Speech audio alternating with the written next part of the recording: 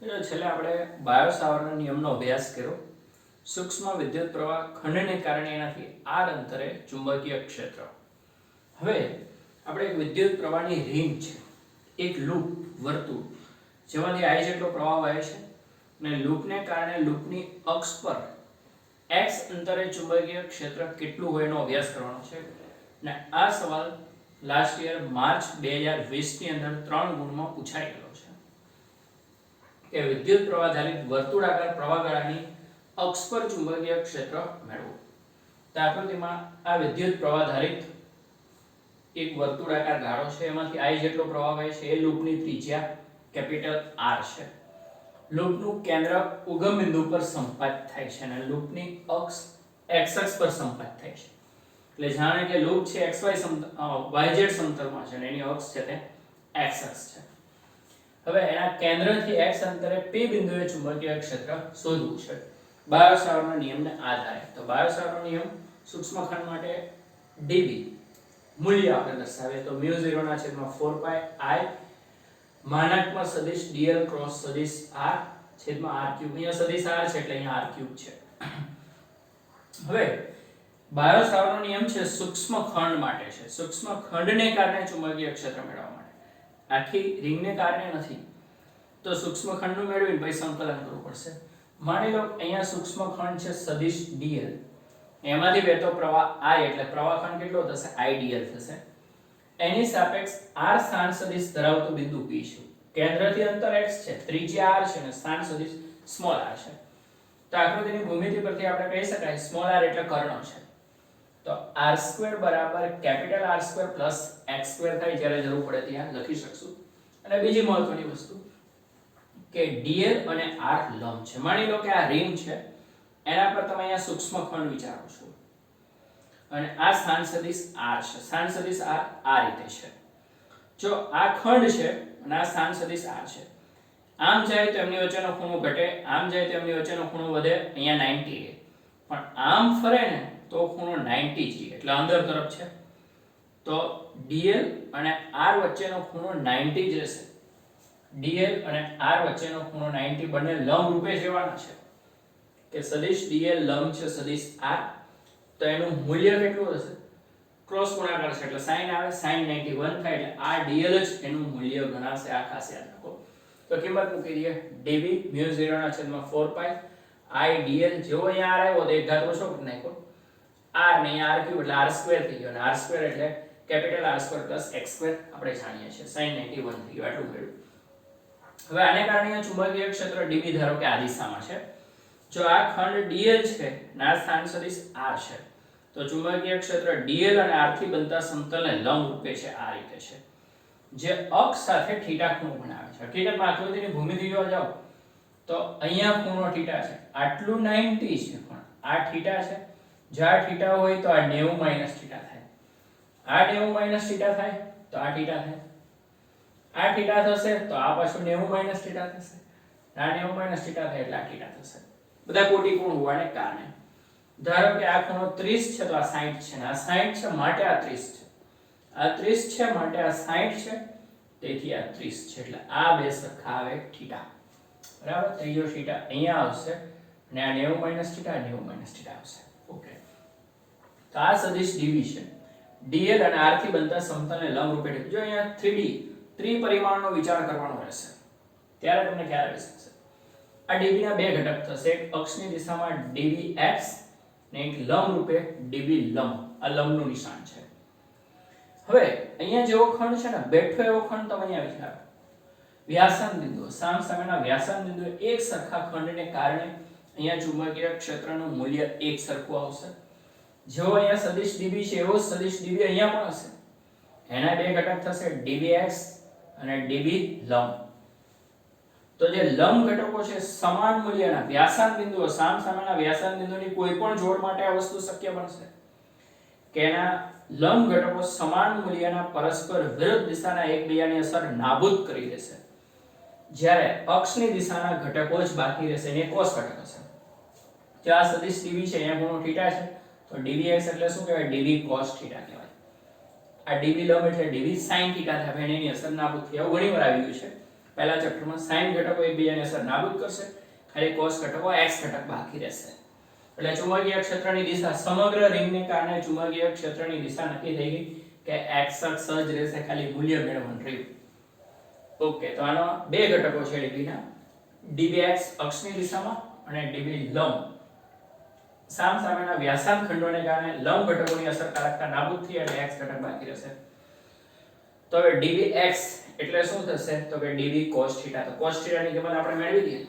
cos θ ની કિંમત કેટલી આવશે? અહીંયા કાટકોણ ત્રિકોણ છે. cos θ એટલે પાસેની બાજુના છેદમાં કર્ણ, એટલે r ના છેદમાં વર્ગમૂળની અંદર r² + x² થશે.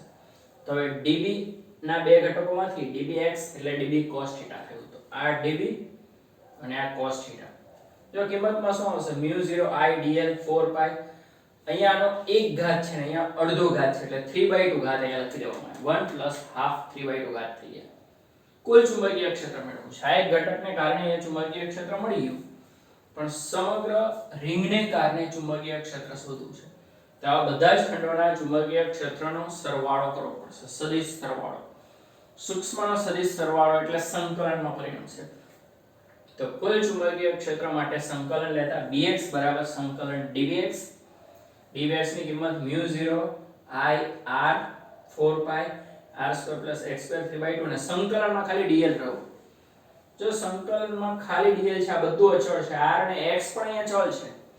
x અક્ષ x અહીંયા અચળ છે, x અક્ષ ભલે ચલ છે, પણ જે બિંદુએ ચુંબકીય ક્ષેત્ર મેળવવાનું છે એનું કેન્દ્રથી અંતર નિશ્ચિત હોવાનું છે.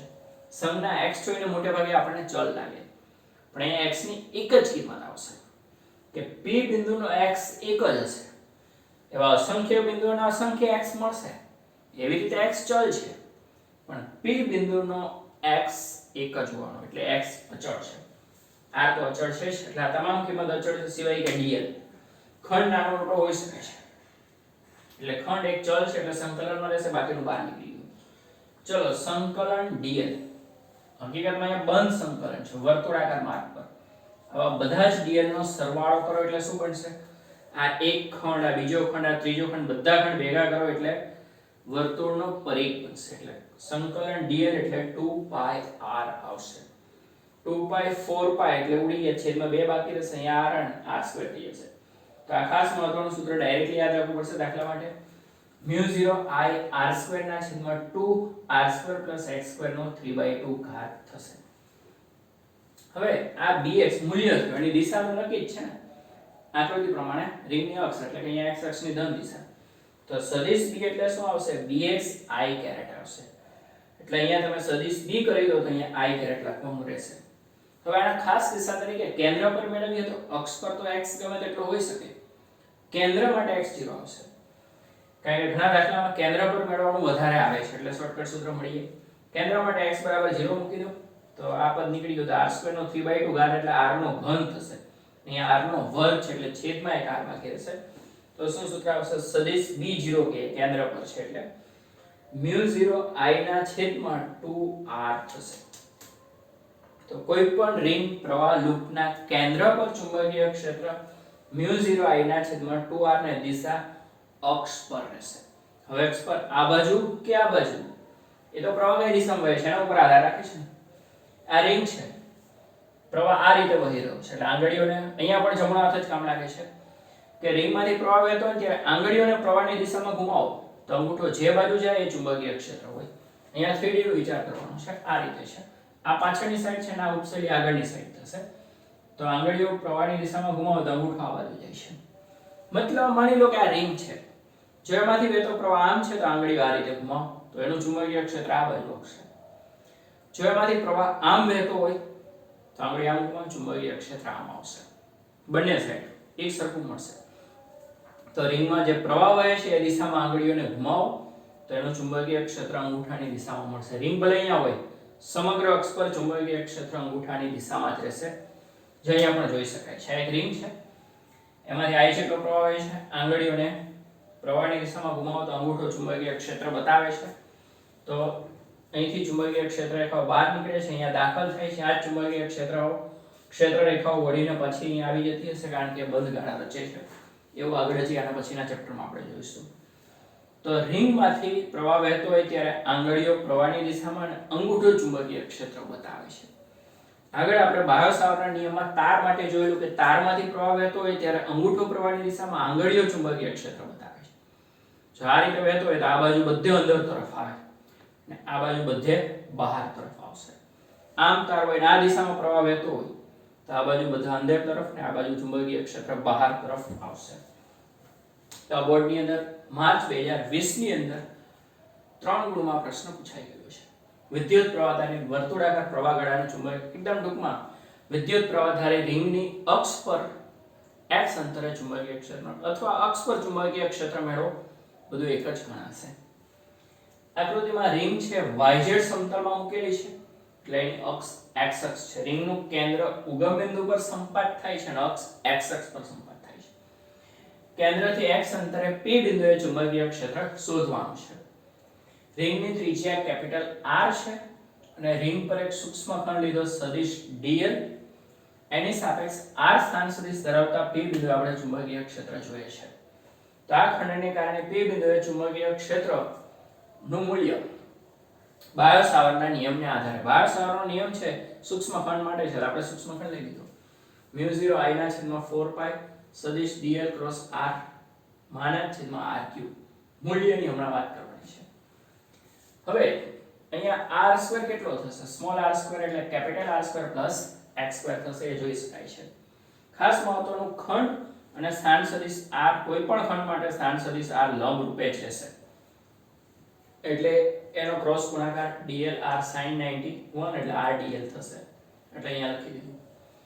હવે અહીંયા એક r નો એક ઘાત નીકળે અને અહીંયા 3 ઘાત છે એટલે 2 ઘાત બાકી એટલે r² ની કિંમત અહીંયા મૂકવામાં આવી. હવે આને કારણે અહીંયા જે ચુંબકીય ક્ષેત્ર dB છે ને એના બે ઘટકો થાય છે. dB x એટલે કે dB cos θ જે અક્ષની દિશામાં છે, અને dB લંબ એટલે dB sin θ જે અક્ષને લંબ રૂપે છે. હવે રિંગમાં સમિતિ છે, અહીંયા જેવો ખંડ છે એવો જ ખંડ અહીંયા હશે. સામસામેના વ્યાસાર્ધ બિંદુઓ માટે આવા ખંડો મળશે, જેને કારણે અહીંયા સદિશ dB ના ઘટક આવશે dB x અને dB લંબ. લંબ ઘટકો એકબીજાની અસર નાબૂદ કરશે અને અક્ષની દિશાના ઘટકો પરિણામી અસર બમણી કરશે. એટલે આકૃતિ પરથી dB ના બે ઘટકો છે, એમાંથી સામસામેના વ્યાસાર્ધ ખંડોને કારણે લંબ ઘટકની અસરકારકતા નાબૂદ થશે ને x ઘટક બાકી રહેશે. તો x ઘટકમાં cos θ આવે છે, તો આકૃતિ પરથી cos θ એટલે પાસેની બાજુના છેદમાં કર્ણ. કર્ણ એટલે સ્મોલ r છે, વર્ગમૂળમાં r² + x² થશે. તો આ બંને કિંમત મૂકવામાં આવી, dbx cos θ ની કિંમત મૂકી ને આ db ની કિંમત મૂકી. તો જો અહીંયા એક ઘાત છે ને અહીંયા અડધો ઘાત એટલે 3/2 ઘાત લખી દીધું. કુલ ચુંબકીય ક્ષેત્ર મેળવવા માટે સંકલન લેવામાં આવ્યું. dbx આ તમામ કિંમત dl સિવાયની તમામ કિંમત x સહિત અચળ છે એટલે 12 સંકલન ખાલી dl. બધા ખંડોનું સંકલન કરો એટલે રિંગનો પરિઘ બનશે 2πr. 2π 4π એટલે અહીંયા 2 બાકી રહેશે અને r એટલે r² થઈ જશે. દિશા તો નક્કી છે, આ મૂલ્ય x અક્ષની દિશામાં એટલે કે રિંગની અક્ષની દિશામાં વ્યાપક છે. કે સદિશ b બરાબર bx i². અહીંયા સદિશ b લખો તો અહીંયા i² લખવાનું રહેશે. ખાસ દિશામાં રિંગના કેન્દ્ર પર મેળવવો હોય તો x બરાબર 0 મૂકો. r² નો 3/2 એટલે r નો ક્યુબ ને અહીંયા r નો સ્ક્વેર છે એટલે r². તો આ સૂત્ર તો ખાસ યાદ રાખજો જ. પ્રવાહ લૂપ રિંગના કેન્દ્ર પર ચુંબકીય ક્ષેત્ર μ0I/2r થશે. દિશા અક્ષની દિશામાં જે જમણા હાથથી નક્કી થશે. આંગળીઓ પ્રવાહની દિશામાં, અંગૂઠો ચુંબકીય ક્ષેત્ર બતાવશે. હવે એક રિંગ છે, ઘણી વખત એવું બને કે એકદમ પાસે n રિંગ ગોઠવેલી હોય તો ચુંબકીય ક્ષેત્ર n ગણું થઈ જાય. એવા સંજોગોમાં અહીંયા n ગુણવાનું રહેશે, જેમ કે આ દાખલાની અંદર આપણે જોઈશું. તો આ રીતે કેન્દ્ર પર ચુંબકીય ક્ષેત્ર મળે છે. હવે આપણું જે ઉદાહરણ 4.5 બાકી છે તે જોઈએ. સાયક્લોટ્રોન આપણે અભ્યાસક્રમમાંથી નીકળી ગયું, હજી સુધી ચલાવ્યું નથી ને એના પર આધારિત ઉદાહરણ 4.4 છે. તો બાયો સાવર્ટના નિયમ પર આધારિત ઉદાહરણ 4.5 આપણે હમણાં ગણીશું. સૂક્ષ્મ ખંડ સદિશ dl બરાબર dx i² ઉગમ બિંદુ પર મૂકેલો છે અને તેમાંથી મોટો વિદ્યુત પ્રવાહ I બરાબર 10 એમ્પિયર પસાર થઈ રહ્યો છે. આકૃતિ 4.10 વાયર્સ પર 0.5 મીટર અંતરે ચુંબકીય ક્ષેત્ર કેટલું હશે? ડેલ્ટા x 1 સેન્ટીમીટર છે. તો જે આવી આકૃતિ આપેલી છે, x અક્ષની દિશામાં એક આખો તાર છે, પણ આખા તારને કારણે એક સૂક્ષ્મ ખંડને કારણે ચુંબકીય ક્ષેત્ર શોધો. બાયો સાવરનો નિયમ આગળનો પ્રશ્ન તો એ ખંડ છે ડેલ્ટા x એટલે આપણે જે સૂત્રમાં સદિશ dl કે ડેલ્ટા l આવે છે ને એને બદલે ડેલ્ટા x i કેરેટ થશે અને y અક્ષ પર 0.5 મીટર અંતરે p બિંદુએ ચુંબકીય ક્ષેત્ર શોધવું છે તો સૂત્રમાં જે r આવે છે ને એના બદલે y હશે બંનેની કિંમત 0.5 સમાન હવે ડેલ્ટા x ની કિંમત 1 સેન્ટીમીટર છે એટલે 10 નો -2 ઘાત મીટર i બરાબર 10 એમ્પિયર છે તો આનું મૂલ્ય લખીએ તો μ0 ના છેદમાં 4 પાઈ i dl sin θ r2 આવી રીતે આપણે લખી શકીએ છીએ જો કે અહીંયા ડેલ્ટા x ને r કે y લંબ રૂપે છે એટલે sin 91 થઈ જશે તો શું બાકી રહેશે μ0 ના છેદમાં 4 પાઈ એટલે 10 નો -7 ઘાત i 10 એમ્પિયર છે dl એટલે કે dx જે ગણો તે કેટલું છે 1 સેન્ટીમીટર 10 નો -2 એ સિવાય i 10 એમ્પિયર લખાઈ ગયું બસ બીજે તો જરૂર નથી